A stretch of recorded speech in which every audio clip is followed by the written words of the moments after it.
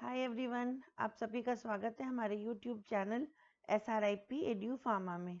आज हम लेके आए हैं आपके लिए नया video basics of micro encapsulation. इस वीडियो में हम देखेंगे कि माइक्रो एनकैप्सुलेशन क्या होते हैं और इसके एडवांटेजेस, डिसएडवांटेजेस, फार्मास्यूटिकल एप्लीकेशंस और साथ ही साथ इसकी टेक्निक्स। लेकिन जो डिटेल ऑफ टेक्निक्स है वो हम नेक्स्ट वीडियो में देखेंगे। तो आइए शुरू करें अपना वीडियो। उससे पहले अगर आपने हमारे चैनल को सब्सक्राइब नहीं किया है तो हमारे चैनल को ज़रूर से सब्सक्राइब कर लें। तो आइए शुरू करें अपना video. First of all, we will see what is microencapsulation. So, microencapsulation is a means of applying relatively thin coatings to small particles of solids or droplets of liquid and dispersions, thus forming microcapsules.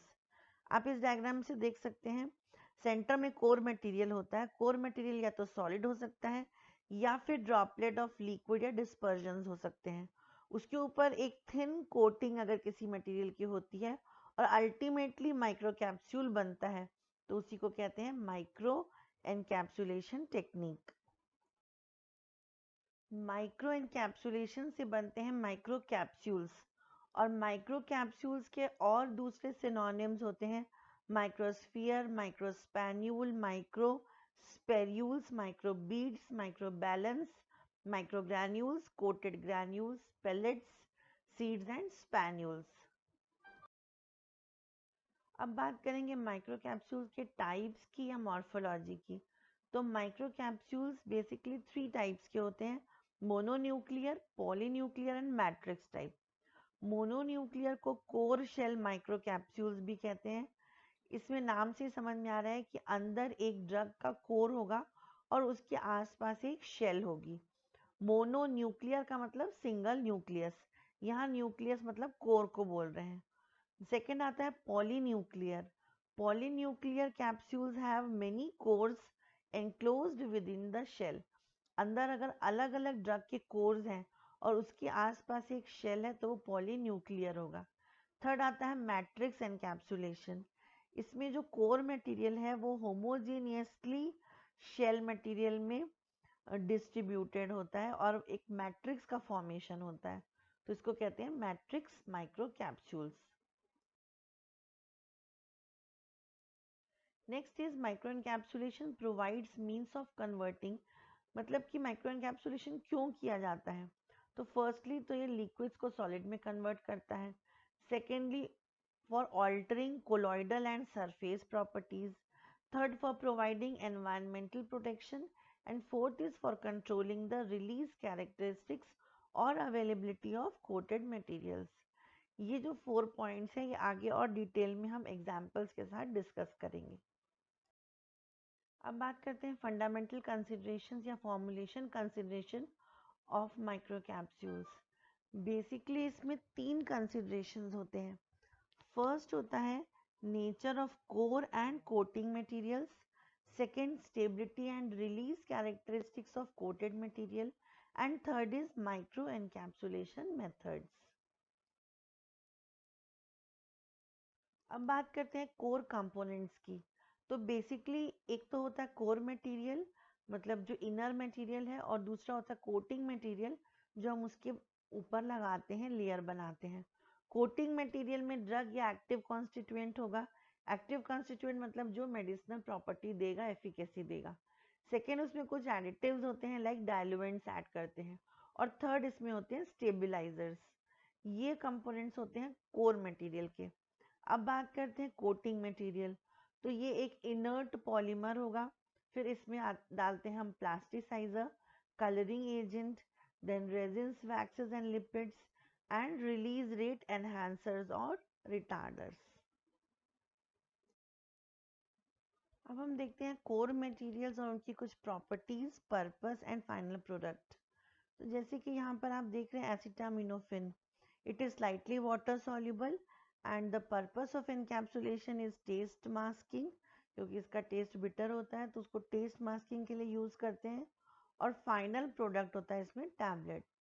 Similarly for activated charcoal, as we know it is adsorbent, purpose of encapsulation is selective sorption, and final product form is dried powders.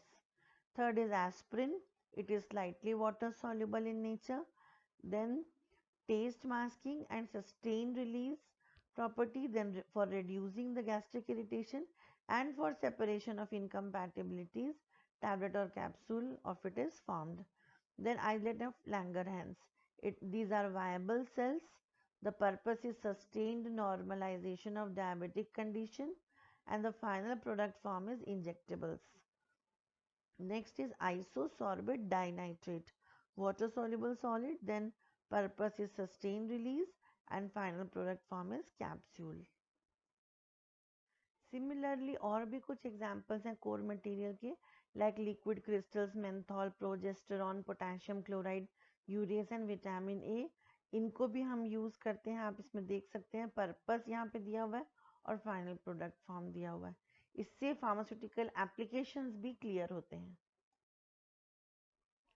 अब बात करते हैं selection of coating material की.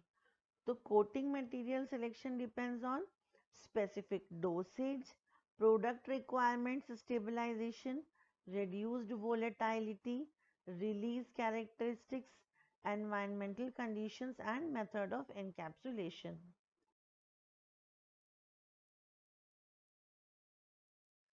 अब बात करते हैं कुछ एग्जाम्पल्स की कोटिंग मटेरियल की.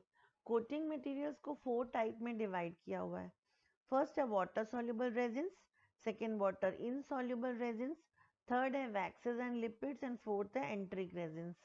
तो वाटर सॉल्युबल में जो नेचुरल होते हैं like gelatin, gum, arabic starch, ये तो होते ही हैं.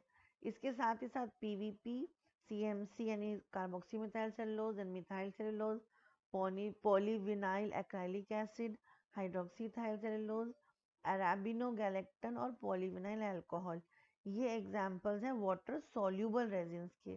सेकेंड कैटेगरी आती है वाटर इनसॉल्युबल रेजिन्स की. इसमें याद रखिएगा जो बाकी सेल्यूलोज वाले हैं वाटर सॉल्युबल में थे, लेकिन इथाइल सेल्यूलोज वाटर इनसॉल्युबल का एग्जाम्पल है. फिर है पॉलीइथाइलिन, देन पॉलीमेथएक्राइलेट, देन पॉलीअमाइड जिसको नायलॉन भी बोलते हैं, then cellulose nitrate and silicons. These are water insoluble resins. Third आते हैं waxes and lipids. Waxes and lipids के एग्जाम्पल हैं paraffin wax, carnauba wax, bees wax, spermaceti, stearic acid, stearyl alcohol, glyceryl stearates. And last है enteric resins. These are the resins which are also used for enteric coating purpose. इसके example हैं शीलैक, cellulose acetate phthalate जिसको cap भी बोलते हैं, और gene. अभी तक आप समझ गए होंगे कि क्या रीजंस होते हैं एनकैप्सुलेशन के.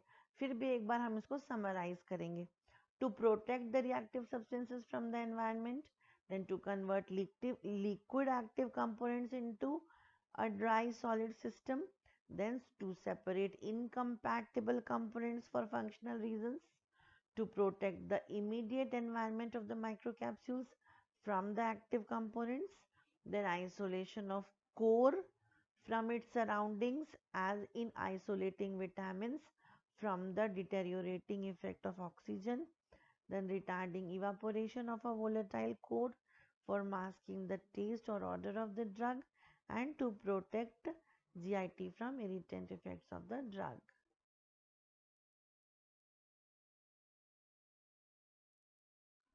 और further reasons में आता है extension of duration of activity for an equal level of active agent, then improving the handling properties of a sticky material, isolating a reactive core from chemical attack, then for safe handling of the toxic materials, to get targeted release of the drug, to control release of the active components for delayed or timed release or long acting or sustained release, then to increase the bioavailability and to produce a targeted drug delivery.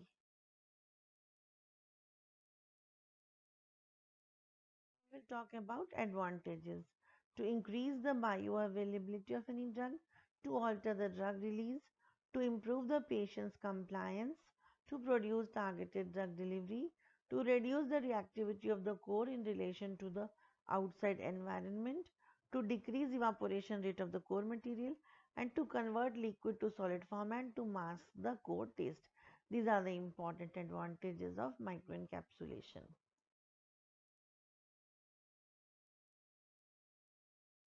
Now comes disadvantages or limitations.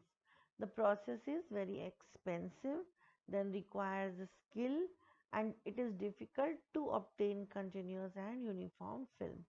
So these are some of the challenges related to microencapsulation techniques.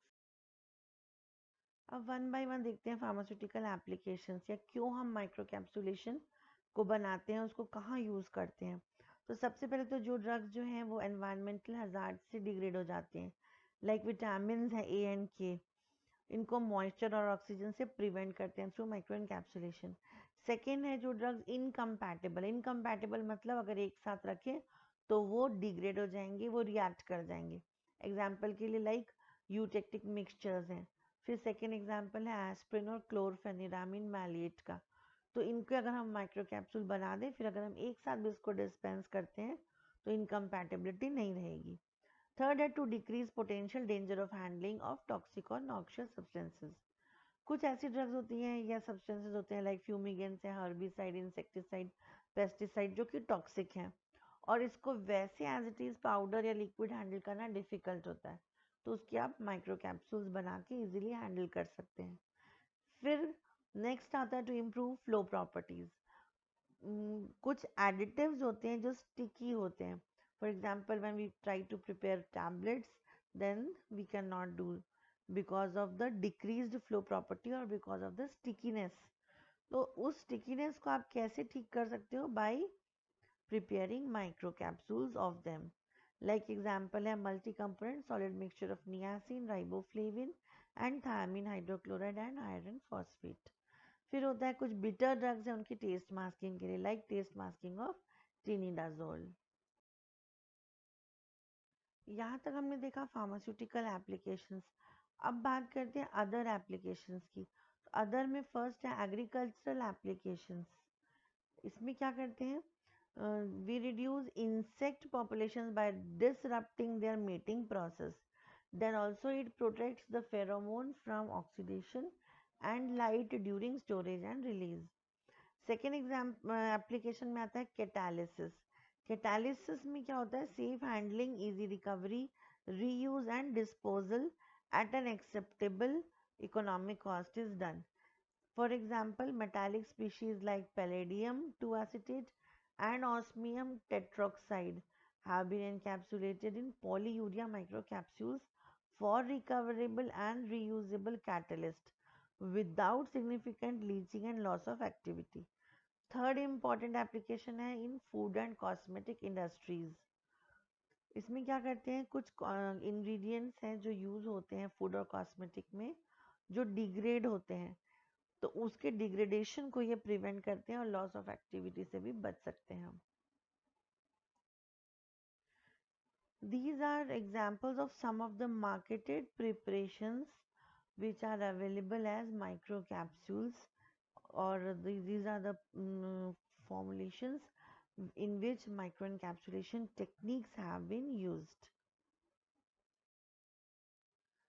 Now we will be talking about microencapsulation techniques.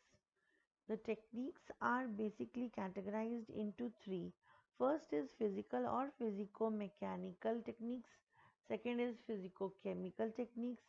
And third is chemical techniques.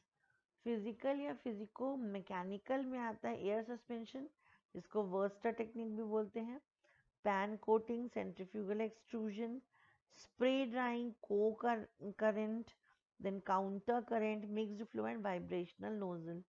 ये physical या physico mechanical techniques हैं.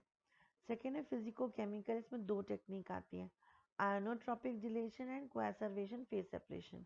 कोएसर्वेशन में आता है by temperature change, by incompatible polymer addition, by non-solvent addition, by salt addition and by polymer-polymer interaction. Third आता है chemical techniques. Chemical में है solvent evaporation, polymerization, interfacial polymer, then in situ polymerization and matrix polymer. इसके अलावा भी कुछ newer technology है related to micro encapsulation techniques, Like first is novel method for microencapsulation of protein using high voltage electrostatic field. Second is liposome encapsulated aminoglycosides. Third is advanced drug delivery system microencapsulation, in vitro release with hydrophilic drug and hydrophobic drugs. These are the examples. Fourth is dispersion and fifth is sol gel technology.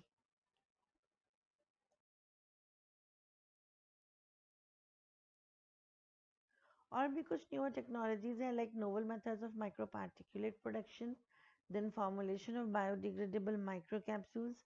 इसमें भी example हैं like calcium alginate microcapsule, chitosan microcapsule, albumin microcapsule. Then eighth is emulsion solvent evaporation technique using responses surface analysis, response surface analysis. Ninth is novel system based on a poloxamer 1 PLGA blend as a tetanus toxide delivery model, delivery vehicle. And 10th is development of an oral sustained release delivery system. This is by preparation of matrices by direct compression and preparation of matrices by wet granulation method.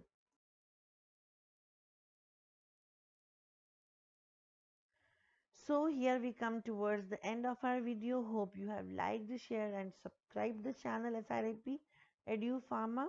This was the first video related to microencapsulation. In further video you can watch microencapsulation techniques one by one. Thank you so much.